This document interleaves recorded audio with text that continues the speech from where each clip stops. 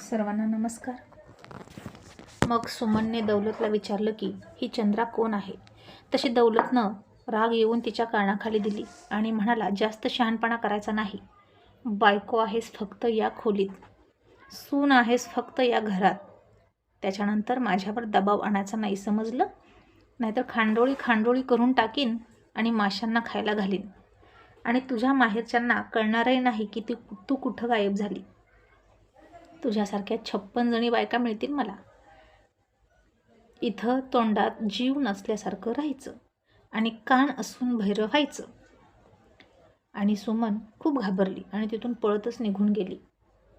मग सकाळ झाली. चुलीतला कोळसा काढून मालननं त्यावर फुकारीनं 2 ठोके टाकले आणि त्या कोळशाची राख हातात घेऊन दात घासायला सुरुवात केली. कारण तिची तंबाखू संपली होती. सकाळी सकाळी कोणाच्या दारात जाता म्हणून तिनं कोळशावरच काम चालवलं.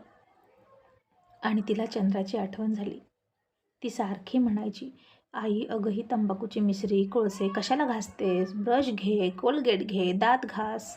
पण मालनला आपलं जी जुनी सवय होती ती सुटत नव्हती. आता त्या काळी तर लोकांना ब्रश वापरायला लावणं ही सुद्धा एक खूप मोठी सुधारणा होती. बोटाचा ब्रश करायचा, राख कोळसा तीच पेस्ट आणि लावायची तोंडाला.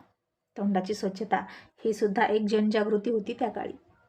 आणि एवढंच काय तर संडासला जाताना लोक दगडानंच काम करायची, तर पाण्यानं ती जागा धुणं किती महत्त्वाचं आहे. आणि शौचालयावरून जाऊन आल्यानंतर साबणानं हात धुणं किती महत्त्वाचं आहे याचीही जनजागृती केली जात होती. पण अडाणी लोकांच्या या अडाणी समजुती होत्या. शिक्षणाचा अभाव होता, त्यामुळे आरोग्याच्या या चांगल्या सवयी त्यांना नव्हत्या. मग मालननं आता कोळसा घासत होती आणि त्याचवेळी कुणीतरी तिच्या चुलीत सपकन पाणी ओतलं आणि चुलीतनं नुसता धूर निघायला लागला. मालनने चकित होऊन वर बघितलं तर तो छगन होता. त्यानं चुलीत पाणी ओतलं होतं. इतक्या सकाळी सकाळी घरी आला आणि पिऊनच आला होता. तो कधी शुद्धीत येतच नव्हता. सतत फुल पिऊन टाईट असायचा. कधी दारू उतरूच देत नव्हता तो. आणि मालन म्हणाली, काय चाललंय तुमचं, लाज वाटते का असं वागायला? आणि छगन म्हणाला, नवऱ्याची लाज काढतेस का, लय माज झालाय का तुला? आणि मालन म्हणाली, मी तुमच्यासाठी माझं घर दार सोडून आले आणि तुम्ही असं वागताय का? मला लाज वाटते तुमची नवरा म्हणून ओळख करून द्यायची. मला स्वप्नातही वाटलं नव्हतं की तुम्ही असं निघाल. आणि छगननं तिच्या केसाला पकडलं आणि म्हणाला, मग आता काय करशील? दुसरा नवरा करशील का? जा कर. या वयात तुला कोण नवरा देतोय ते बघतो. मालन म्हणाली, शी किळस येते मला तुमच्या विचारांची. दुसरं लग्न करायचं असतं तर इथं राहिलीच नसते मी. कुठे माझ्या आईबापाची श्रीमंती आणि कुठे तुम्ही. तरीही मी कायमच इथं राहिले, चंद्राकडे बघून राहिले. तुम्ही सुधाराल अशी आशा होती, पण मला नाही वाटत तुम्ही सुधारणार. छगन म्हणाला, तेच म्हणतोय, कुठं आहे माझी पोरगी? तू तिला विकलीस ना? किती पैसे घेतलेस? ती माझ्या पोटची पोरगी होती.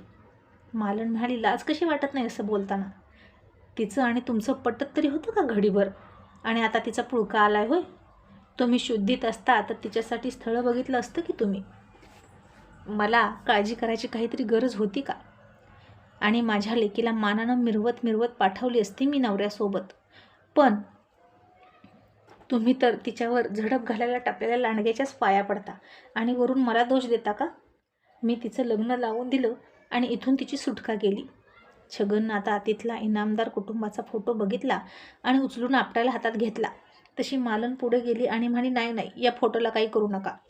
छगन म्हणाला, हे सगळे आता फोटो ठेवून काय करशील? सगळे तर देवाघरी गेले ना, यातली फक्त तू जिवंत आहेस. असं म्हणून त्यानं फोटो फ्रेम आपटली. तशी मालन मध्ये गेली, हात आडवा घातला आणि मालनला काच लागली. तशी ती ओरडली, पण तिच्याकडे लक्ष न देता छगन तसाच बाहेर आला आणि त्यानं तिच्या म्हशीचं म्हणजे रंगीचं दावं सोडलं आणि तिला विकायला घेऊन चालला. आणि मालन त्याला अडवत म्हणाली, नाही नाही, तुम्ही माझी म्हस कुठंच न्यायची नाही. ती चंद्राची लाडकी म्हस आहे. तिनं मला विचारलं तर मी काय सांगू? आणि छगन मालनला दूर ढकलत म्हणाला, तिला सांग की तुझी लाडकी म्हस खाटिकाला दिली. आणि छगन रंगीला घेऊन निघाला आणि तिची छोटी रेडी ओरडत होती. आणि मालननं सुद्धा टाहो फोडला. आणि इकडे मुंबईमध्ये चंद्रा दचकली आणि झोपेतून उठली आणि तिला फार घाम आला होता. आणि ती नाही नाही माझी आई, माझी रंगी म्हणून रडायला लागली. शशीसुद्धा उठला तिच्या आवाजानं आणि म्हणाला, चंद्रा काय झालं? चंद्रा रडत रडत अंथरुणात उठून बसली आणि म्हणाली, आई कशी असेल र? तिची लय आठवण येते. मला ना रंगीची पण आठवण येते आणि गंगीची पण आठवण येते. त्या दोघींना माझ्या सारख्या स्वप्नात येतात. मला त्या तिघींची पण सारखी आठवण येते. आणि चंद्राला तिच्या लाडक्या म्हशीचं, मांजरीची आठवण यायची. म्हणून शशीला सुद्धा त्याचा भूतकाळ आठवला थोडा थोडा. आणि शशीला आठवला सर्जा. तोच सर्जा जो शशी 7 वर्षाचा असताना जन्माला आला. सर्जा म्हणजे त्यांच्या पांढऱ्या शुभ्र देशी कपिला गाईचं खोंड. आणि ती गाय इनामदारांसाठी खूपच पायगुणाची होती. आजपर्यंत तिनं दिलेलं प्रत्येक खोंड एक मोठा चांगला बैल झालं होतं. आणि जन्मल्यापासून शशी आणि सर्जा सोबतच पळायचे. रोज सकाळी शशीची शर्यत लागायची की कोण जास्त जोरात पळतं. आणि दोघेही एकत्रच मोठे होत होते. कपिला गाय शशी आणि सर्जावर समान प्रेम करायची. तिचं एका सडाचं दूध शशी प्यायचा आणि दुसऱ्या सडाचं दूध सर्जा प्यायचा. शशीची मोठी काकी शशीच्या तोंडात दूध पिळायची आणि ते निरसं दूध पिऊन दोघेही धष्टपुष्ट व्हायचे. आज शशी जो इतका हट्टाकट्टा राजमिंडा दिसतो त्यामागे कपिला गाईचं दूधच आहे. मग सर्जाही मोठा झाला, तरणा-बाण झाला आणि त्याचाच मोठा बैलसुद्धा झाला. शर्यतीमध्ये तो पळायचा आणि हमखास बक्षीस आणायचा. सूर्यकांतला बैलांच्या शर्यतींचा खूप नाद होता. मानसिंग पाटलानं खूप साम दाम दंडभेद वापरून बैलांची शर्यत जिंकण्याचा खूप वेळा प्रयत्न केला, पण सर्जानं कधीच सूर्यकांतला हरू दिलं नव्हतं आणि मानसिंग पाटलाला जिंकू दिलं नाही. माणसासारखी इरस सर्जामध्ये सुद्धा होती. आणि सर्जा फक्त आणि फक्त इनामदार घराण्यातल्या लोकांना जवळ येऊ द्यायचा, बाकीच्यांना शिंग मारायचा. आणि जो डूक धरतो ना इनामदार घराण्यावर, त्यांना लक्षात ठेवायचा आणि हमखास जाऊन शिंग मारून यायचा. एकदा अशी शर्यत हरल्यानंतर मानसिंग पाटलानं सर्जासमोरच सूर्यकांतचा अपमान केला होता आणि सर्जाच्या डोळ्यात मानसिंग पाटील बसला. सूर्यकांतला धमकी देऊन तो पुढे निघाला. त्याचवेळी सर्जानं दावत तोडलं. पाठीमागनं जाऊन मानसिंग पाटलाला शिंगावर घेतला आणि उचलून आपटला आणि सूर्यकांतने त्याला वाचवला आणि माझ्याशी पंगा घेण्याआधी 1000 वेळा विचार कर असं बजावलं. तेव्हापासूनच मानसिंग पाटलाच्या डोक्यात सर्जासुद्धा बसला होता आणि दुसऱ्या आठवड्यातच त्यानं सर्जाचा काटा काढला. सर्जा पाणी पित असताना त्याच्या पाण्यात विष टाकलं आणि सर्जा ते पाणी पिऊन मेला. पण नक्की कशाने मेला ते अद्याप कळलं नव्हतं. आणि हे जेव्हा शशीला कोल्हापुरात कॉलेजमध्ये असताना कळलं तेव्हा शशीला खूप वाईट वाटलं. आणि शशी तेव्हा खूप रडत होता सर्जाच्या आठवणीनं. आणि आत्ताही सर्जाच्या आठवणीनं शशीच्या डोळ्यात पाणी आलं. जशी चंद्रा रडत होती तसा शशीही रडायला लागला. आणि आता इनामदार वाडा त्याला खुणावू लागला. त्याच्या लहानपणीच्या आठवणी त्याच्याभोवती फेर धरून नाचू लागल्या आणि खूप तीव्र ओढ लागली तिकडं जाण्याची. आणि एकदा तरी आपलं घर बघून यावंच असं त्याला वाटलं. मग शशी उठला. त्याची जखम आता बरी झाली होती आणि तो त्याचं आवरून रवी शेठकडे गेला. आणि गेल्या गेल्या त्यानं दोघांनाही नमस्कार केला. डायनिंग टेबलवरच बसला नाश्त्यासाठी. आणि मा म्हणाल्या, अजित एकटं का आलास? चंद्राला सोबत का नाही आणलं? मला बघायची होती ना तिला. मी सांगणार होते तुला तिला घेऊन ये, पण तू जखमी आहेस म्हणून काही बोलले नाही मी. पण तुला तर एका जागी बसू वाटतच नाही ना. माझा अंदाज होता की अजून 5-6 दिवस तू घरातून बाहेर येणार नाहीस आणि आज आला पण. आणि रवी शेठ हसून म्हणाले, अगं शारदा, वाघ आहे तो, वाघाला असं पिंजऱ्यात बसू वाटत नाही. आणि शशी म्हणाला, बाबा सल्या. तसे रवी शेठ तोंडावर बोट ठेवून म्हणाले, इथं काही बोलायचं नाही. कामाचे विषय घरी काढलेले चालत नाहीत आमच्या होम मिनिस्टरला. आपण आपल्या अड्ड्यावर जाऊन बोलूया. आणि मा म्हणाल्या, नाहीच चालणार, गुपचूप खा दोघेही. आणि चंद्राला का नाही आणली ते सांग, नाहीतर मीच येणार आहे तुझ्या खोलीवर आता. आणि रविशेठ खाता खाता म्हणाले, अगं आता तिथं जाऊन उपयोग नाही, बहुतेक ती निघून पण गेली असेल. मा म्हणाल्या, निघून गेली असेल? कुठे आणि का? आणि रविशेठ हळू शशीकडे बघून म्हणाले, तूच विचार ना तुझ्या लाडक्या मुलाला की त्यानंच तिला जायला सांगितलं आणि कसं जायला सांगितलं तेही विचार. तसा शशीला खाता खाता ठसका लागला आणि आता काय बोलावं त्याला कळेना. आणि या गोष्टीवरून बाबा खूप चिडवणार त्याला माहीत होतं. आणि मा म्हणाल्या, सांग अजित, काय म्हणाला तू तिला? इथून निघून जा म्हणालास? आणि रवी शेठ आणखी शशीची गंमत करत म्हणाले, असं नाही म्हणाला तो सरळ सरळ की निघून जा, तर थोड्या वेगळ्या कोडिंग वर्डमध्ये म्हणाला. मला आता काही कळत नव्हतं की नक्की कसले कोडिंग वर्ड. आणि त्या म्हणाल्या, नक्की काय असेल ते सांगा बरं मला. तुम्ही हसत आहे, तो लाजतोय, नक्की दोघांचं काय सुरू आहे. तसं शशीने आता हात धुतला आणि माझं झालं बाबा, मी रूममध्ये आहे असं म्हणून रूममध्ये निघाला त्याच्या.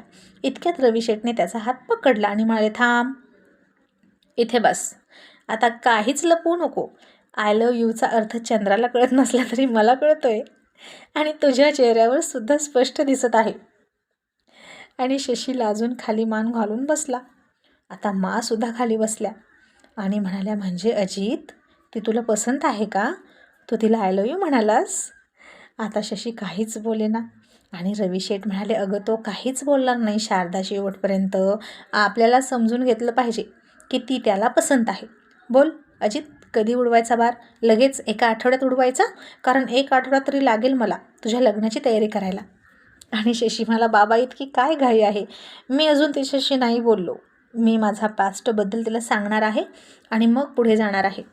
आणि रवी शेठ म्हणाले, ओके, पण जास्त वेळ लावू नकोस. तुझ्या मनात जे काही आहे ना ते तिच्याशी स्पष्ट बोल आणि तिला कळेल असं मराठीत बोल. तिला तुझं इंग्लिश कळत नाही आणि उगीच गैरसमज होतात. शशी म्हणाला, हो बाबा, पण मी आता आलो होतो ते वेगळ्याच कारणासाठी. मला शिक्रापूरला जायचं आहे. मला माझ्या घराची आठवण येते. एकदा जाऊन येऊ का? तसे रवी शेठ विचार करायला लागले आणि म्हणाले, अजित, पोलीस तुला शोधत आहेत. तू फरार कैदी आहेस आणि तुला नक्की खात्री आहे का की तुझ्या घराभोवतीसुद्धा पहारा असेल? तू कधीतरी घरी येशील असं त्यांना वाटत असेल. शशी म्हणाला, बाबा मी नाही सापडणार, पण मला एकदा जायचं आहे, प्लीज परमिशन द्या ना. आणि रवी शेठ म्हणाले, ठीक आहे, बट ॲट एनी कॉस्ट पोलिसांच्या तावडीत सापडायचं नाही. मग एखादा मेला तरी चालेल, समजलं? आणि शशी खुश होऊन तिथून गेला आणि पुन्हा घरी आल्यानंतर त्यानं पाहिलं तर चाळीमध्ये गोपाल काल्याची आणि दहीहंडीची जय्यत तयारी सुरू होती. चंद्रासुद्धा त्या सगळ्यांना मदत करत होती. परसू नरसूच्या सोबत फुलांचे हार बनवत होती आणि त्यात तिघांना एकत्र बघून शशीला राग आला. मग तो रूममध्ये आला.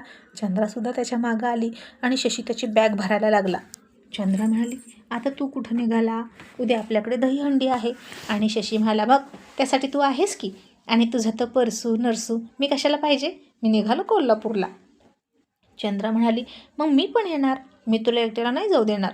तिकडं तर पोलीस आहेत ना तुला पकडायला टपलेले. एकटा कशाला जातोस? शशी म्हणाला, तुला घेऊन गेलं तर अडकून पडतो. मागच्या वेळेला बघितलं ना? चंद्रा म्हणाली, हो, पण मीच तुला वाचवलं आहे, माहीत आहे ना? शशी वैतागून म्हणाला, तुझ्यामुळे अडकलो म्हणून तू मला वाचवला.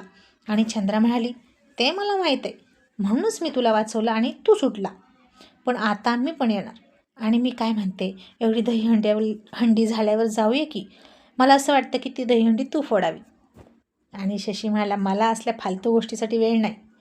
आणि चंद्रा त्याच्याकडे पुन्हा संशयानं बघत म्हणाली, असली कामं मर्दाची असतात. थरावर थर चढवलेले असतात, त्याच्यावर चढून हंडी फोडायची असते. तुझ्याकडे वेळ नाही की तू मर्दच नाही. तसा शशीला पुन्हा तिचा राग आला आणि त्यानं तिच्या दोन्ही हातांना पकडली आणि तिला बेडवरच ढकलली आणि तिच्या पूर्ण शरीराकडे तो खूपच जालीम नजरेनं रोखून बघू लागला आणि दरवाजा बंद केला आणि त्याच्या शर्टची बटणं काढायला सुरुवात केली आणि म्हणाला, आज तुला माझी मर्दानगी दाखवूनच देतो. तशी चंद्रा आता खूप घाबरली आणि तिला शशीकडे बघून घाम फुटला.